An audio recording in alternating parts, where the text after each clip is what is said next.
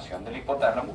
El hipotálamo va a enviar unas hormonas liberadoras. Si leyeron el texto, casi todas esas hormonas tienen una R, y esa R es del inglés, de release, de liberar.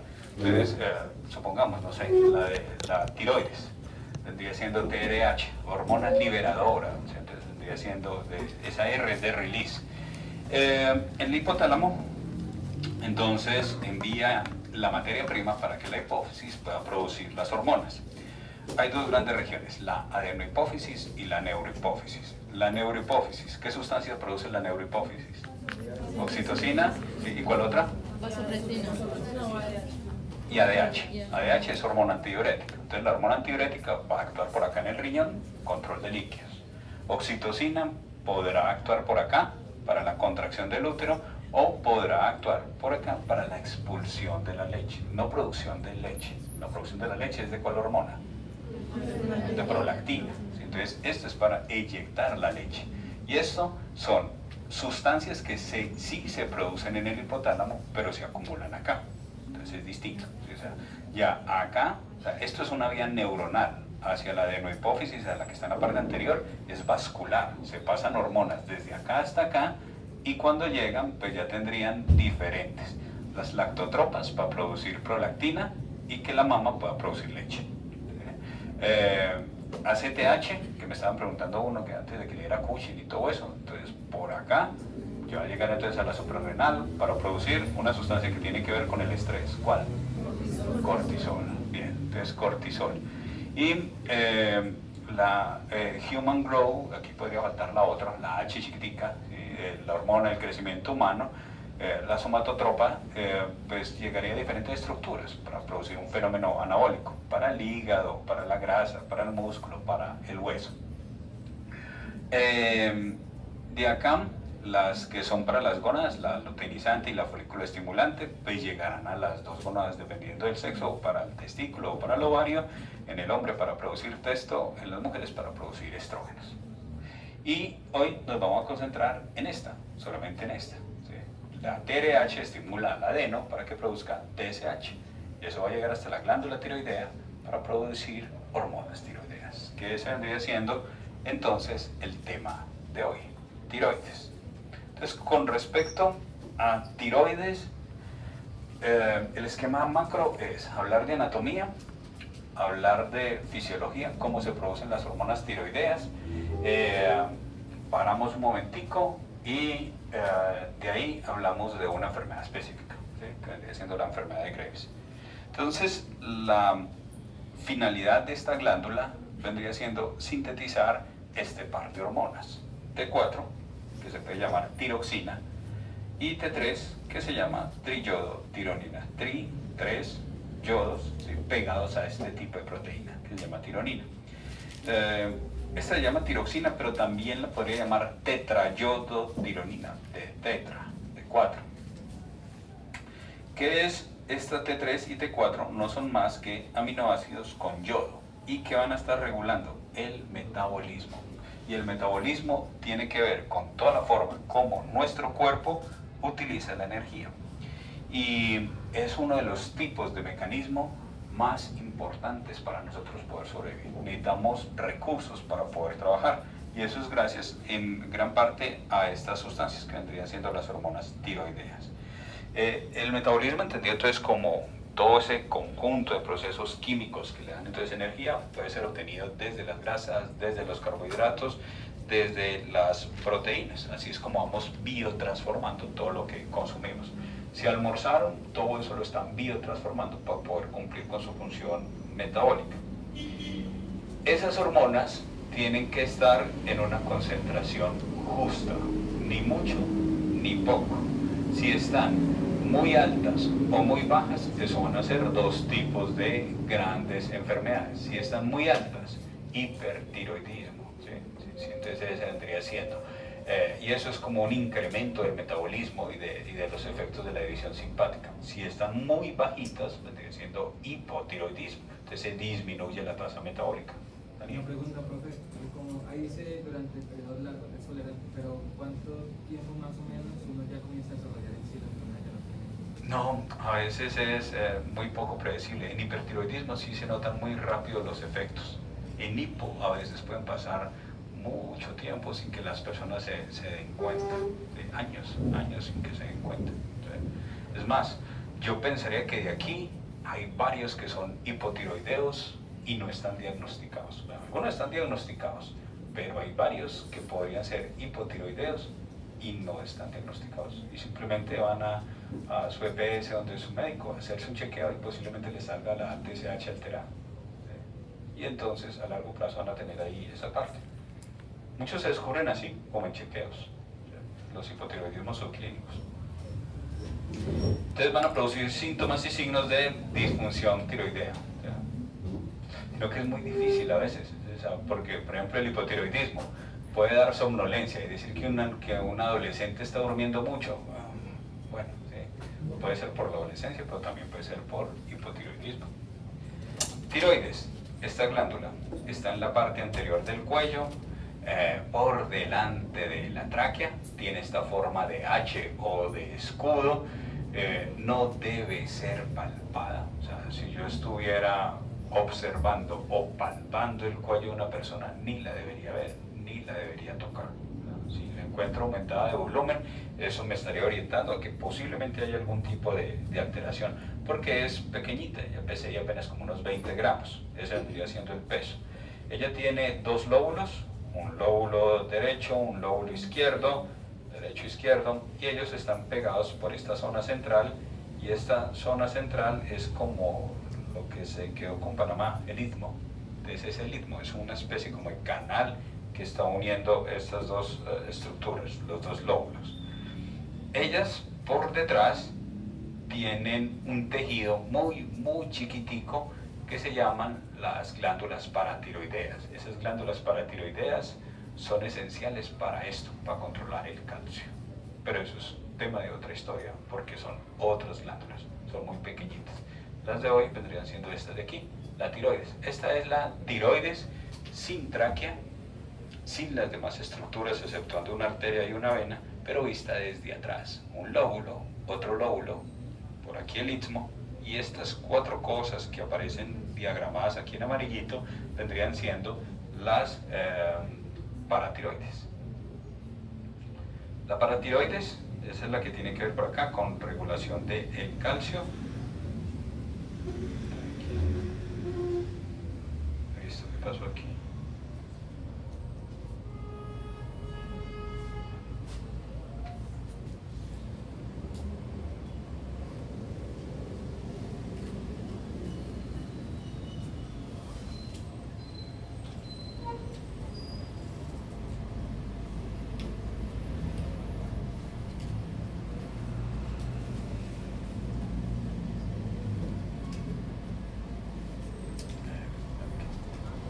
Me hackearon el iPad.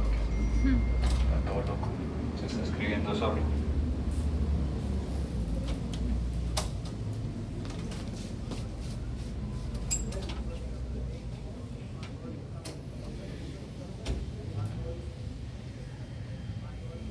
Entonces, paratiroides, cortico, regulación del calcio. Sin entender. Aquí tendríamos tiroides. ¿Cuál vendría siendo entonces su ubicación aproximada en el cuello? Aquí ya estaría en un corte, pues en una persona que obviamente falleció. Hagan de cuenta, palpen aquí, esta vendría siendo la nuez o la manzana de Adán. Por debajo de la manzana de Adán, ustedes si van aquí en la línea media, van a sentir una estructura rígida. Esta vendría siendo el cricoides. Y abajito, casi siempre, no debería ser palpable, pero estaría aquí como por encima de donde está el huequito entre las dos clavículas. Ahí por detrás y hacia abajo, ahí es donde debería quedar la tiroides.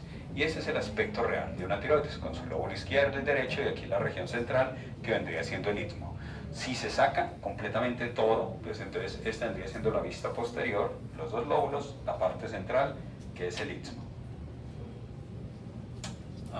Bueno, esta es una de lo que más se está incrementando, o sea, y en jóvenes, tiroiditis autoinmune, tiroiditis de Hashimoto, que está produciendo hipotiroidismo. O sea, es una enfermedad que va Cuando yo estaba apenas graduándome no había tanto Hashimoto, pero ahorita hay mucho Hashimoto. Esta es una tiroides enferma, pues si comparaban la otra se veía como lisita, no tan, pero esta se ve como con malformaciones, como con pelotas. Esta tiene nódulos, esta es una tiroides que es francamente anormal y ya puede tener alteraciones entonces hormonales. La tiroides ubicada entonces ahí en esta parte central por delante de la tráquea, si yo la miro al microscopio, ella va a tener lo siguiente, va a tener unas estructuras que se llaman folículos. Los folículos ¿de qué están hechos? De células foliculares. Me voy entonces para la otra diapositiva y ya me devuelvo. Entonces aquí está la glándula tiroides. Si la miro al microscopio, solo una de estas, digamos, donde está únicamente el puntero, esa vendría siendo una célula folicular. Si yo uno muchas células foliculares a esto, se le va a denominar un folículo. Este folículo en su interior, aquí, sobre todo en esta imagen, observen que tiene algo que está como baboso, claro, esto es el coloide. Entonces, esto viene siendo entonces un folículo que en su centro tiene coloide. Y por fuera de los folículos existirán unas células que se llaman células parafoliculares, al lado de. Y aquí algunas arterias o estructuras vasculares. Y me vuelvo entonces a la letra. Los folículos están rodeados de capilares y por fuera existirán células parafoliculares o células C que van a producir una sustancia que tiene que ver con regulación también del calcio, la calcitonina. No tiene que ver con la producción de hormonas, o sea, las que tienen que ver con producción de hormonas de la tiroides T3 y T4 son las foliculares. Esto produce otra cosa, que estoy haciendo calcitonina. Llevamos aquí folículos, coloide, y aquí tendríamos varios, lo amarillo, coloide, esto, células foliculares formando un folículo, y por acá vasos, estromas, células parafoliculares. Lo que se veía amarillo en la diapositiva previa, entonces son el coloide, que es una serie de proteínas, y específicamente de esta proteína, la de acá, tiroglobulina. Esa vendría siendo la proteína esencial del coloide. ¿Qué más va a tener el coloide? Hormonas tiroideas que están ahí apenas en un proceso de formación. Entonces aquí estaría la estructura de un folículo con sus células, y así es como se ve al microscopio. Cada una de estas son células foliculares y esto vendría siendo coloide. Y aquí ya lo ven entonces con sus marcas. Estas que están por aquí por fuera, células parafoliculares.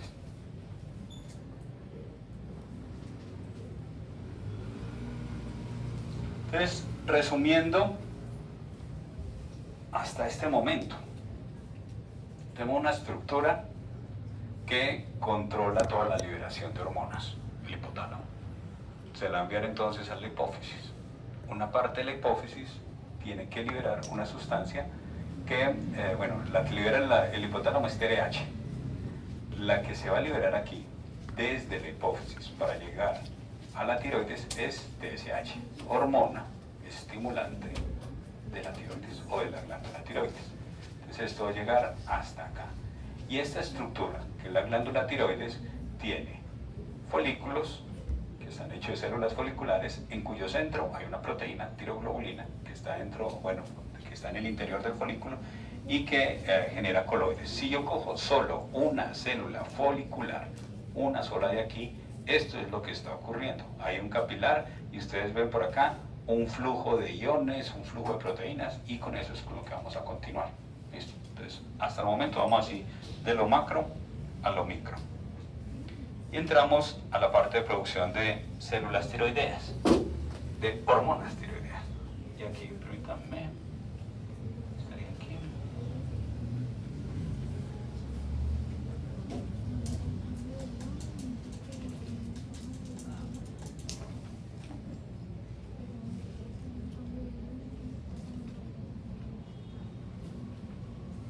Aquí estaría entonces el cartílago tiroides, y observen que no es lo mismo cartílago a glándula.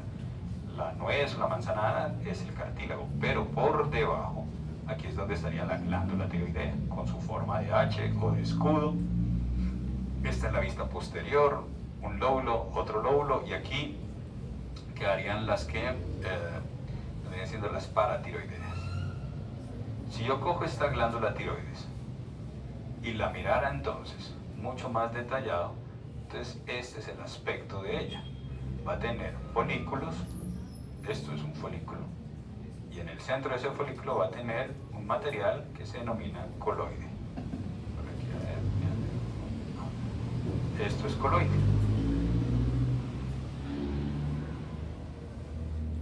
Si yo miro aquí, entonces esta parte del coloide, cada una de estas que aparece por aquí vendrían siendo las células foliculares. Cada una de estas, célula folicular y folicular. Ahora entramos a cómo se producen estas hormonas. Esas hormonas necesitan yodo para poder funcionar. Entonces, en la dieta de nosotros tiene que existir un consumo mínimo de yodo. Ese yodo tiene que entrar hacia la estructura que se llama el coloide. Ya vamos a ver entonces cómo lo hace. Entonces, estos son como pasos que se necesitan. Yo necesito conseguir yodo, yo necesito, para poder formar hormonas tiroideas, producir esta proteína. Y para producir esta proteína, que específicamente es una glucoproteína, pues tendrían que haber entendido el tema de primer corte, síntesis de proteína.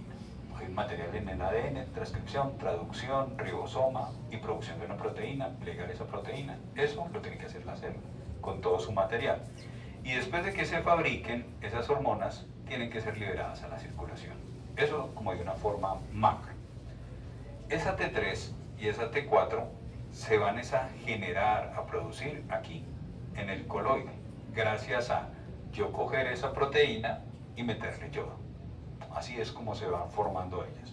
El proceso ya paso a paso, aquí es donde vamos. Recapitulación: hipotálamo, TRH, hipófisis, TSH. TSH estimula la tiroides. La tiroides produce T3 y T4 con las foliculares, y con las parafoliculares produce calcitonina. Si esta TSH, que está siendo liberada de la adenohipófisis, se llega hasta esta estructura que es la tiroides, existe, y ahí vendría siendo tema también de primer corte, funciones de las proteínas de membrana. Las proteínas pueden funcionar como receptores. Entonces aquí hay un receptor, el receptor de TSH. Supongan que esta bolita verde que está por acá es una molécula de TSH. Entonces esa molécula se pega a su receptor. Cuando se pega a su receptor, hace una señal de segundos mensajeros para que esta estructura comience a mover toda la maquinaria para poder producir T3 y T4.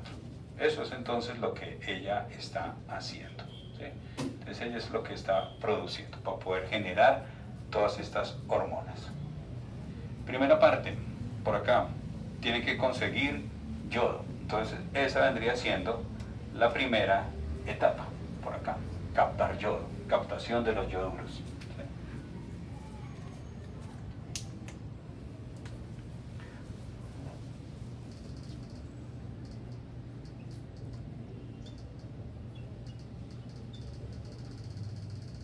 Listo, la captación del yodo. El yodo lo consumimos. Hubo un tiempo donde había déficit de yodo y había muchos problemas tiroideos. Estoy hablando de 1930, 1940, 1950. Y había muchas personas que tenían una bola aquí en el cuello. En Antioquia lo llamaban coto, ¿sí? Que era como una pelota acá, y era bocio como tal. ¿Cómo se solucionaron esos problemas tiroideos? Suplementando el yodo. Si ustedes van a cualquier supermercado y compran sal, la sal dice sal yodada. La sal no viene con yodo. La sal le añaden yodo. Es lo mismo que el pan.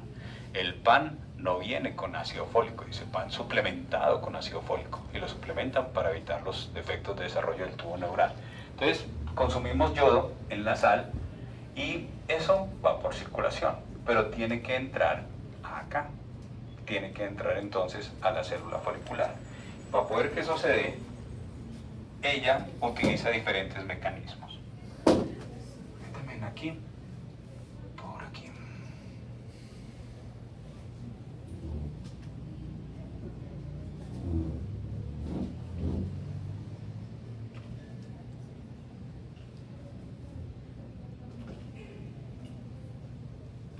Entonces por acá, esto, lo que se está iluminando, vendría siendo hipotálamo.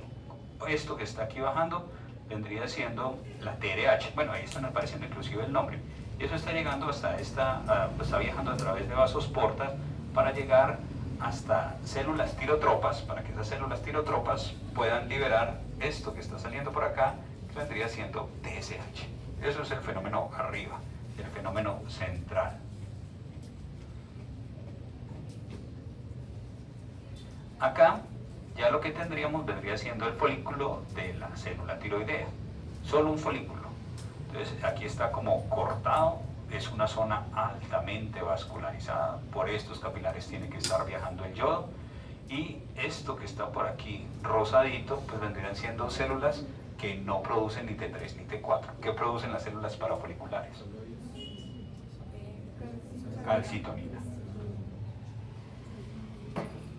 Van a producir esto, calcitonina. Y estas estructuras que están acá, las células foliculares, van a formar ese círculo, ese anillo, y si ustedes lo ven por aquí un poquito más lejos, más distante, es como si fuera una morita. Y ahí, en todo el centro, acá, va a existir esa cosa amarilla que vendría siendo el coloide. Y el coloide vendría siendo ya lo que va a permitir que en esa estructura se puedan formar las hormonas tiroideas. Es como la cocina donde se va a poder fabricar esto.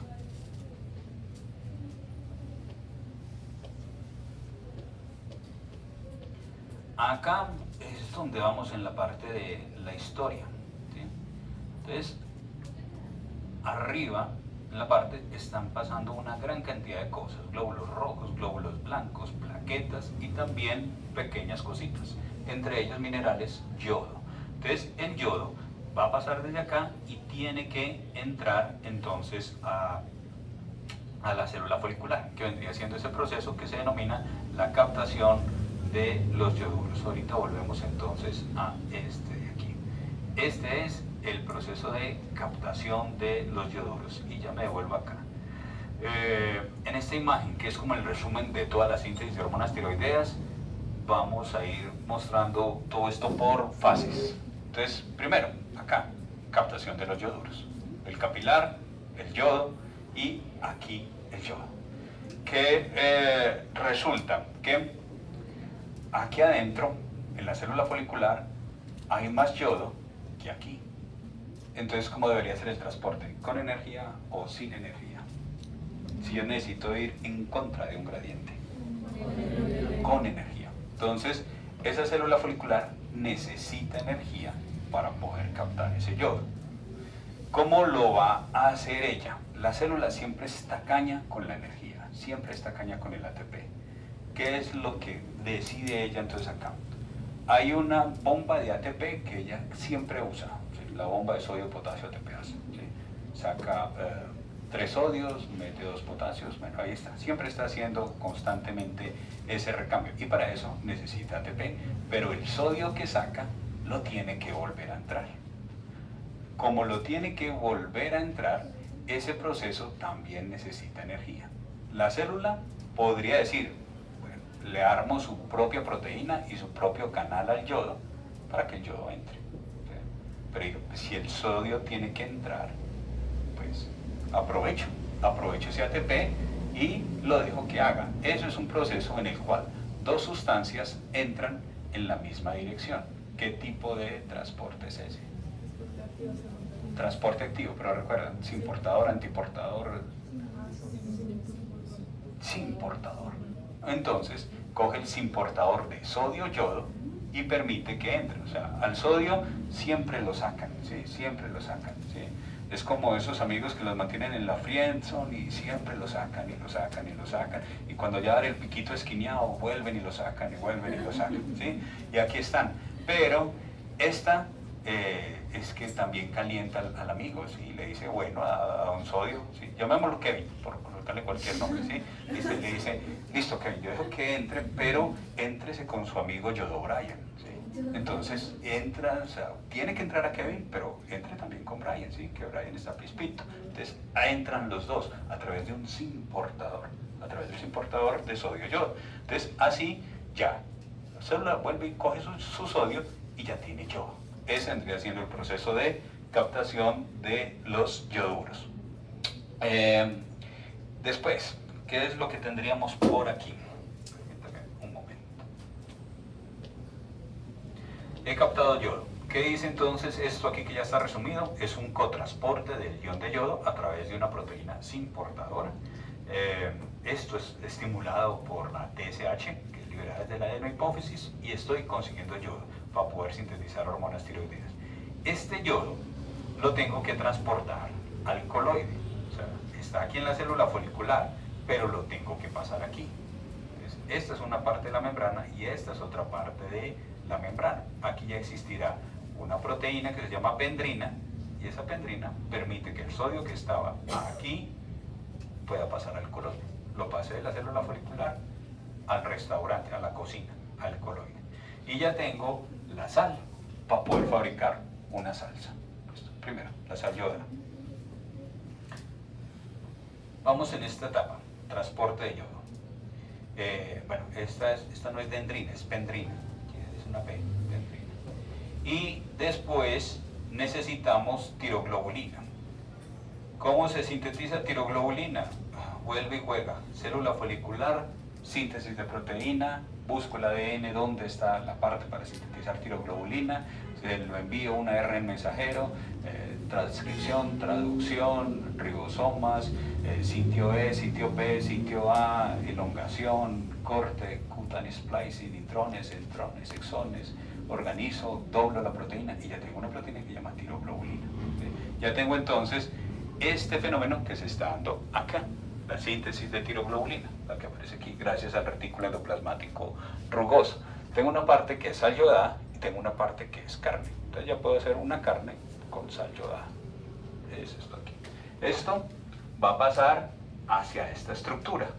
Entonces esto pasa a través de exocitosis. Hasta aquí se forma su propia vesícula porque es muy grande y ya llega. Y estamos en el restaurante, en el coloide.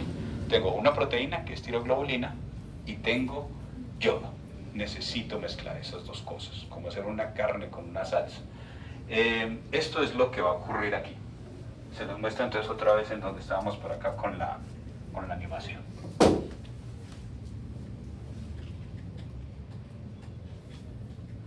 Aquí está, permítame aquí.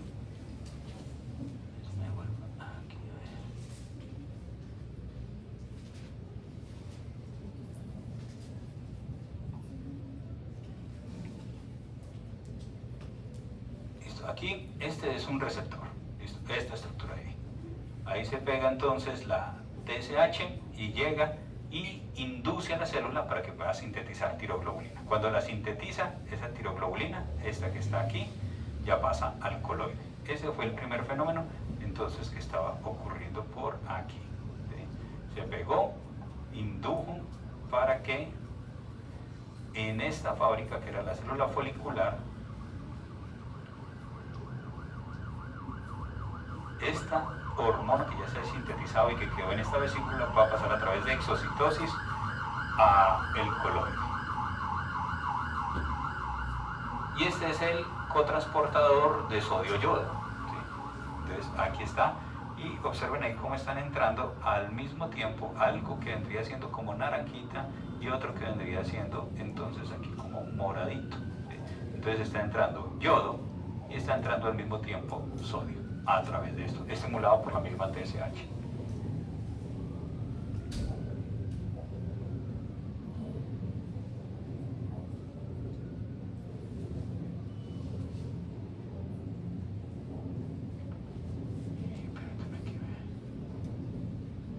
Este es para después.